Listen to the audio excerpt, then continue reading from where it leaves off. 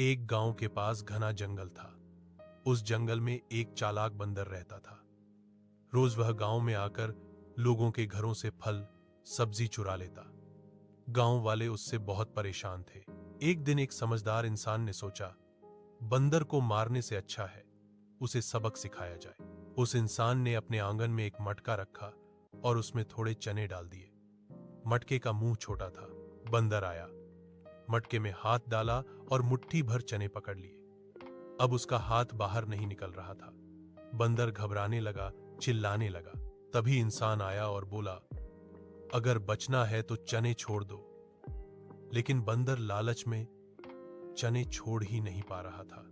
आखिरकार थककर उसने चने छोड़ दिए और हाथ बाहर निकाल लिया। बंदर को अपनी गलती समझ आ गई। उसने इंसान की ओर देखा और सिर झुका लिया।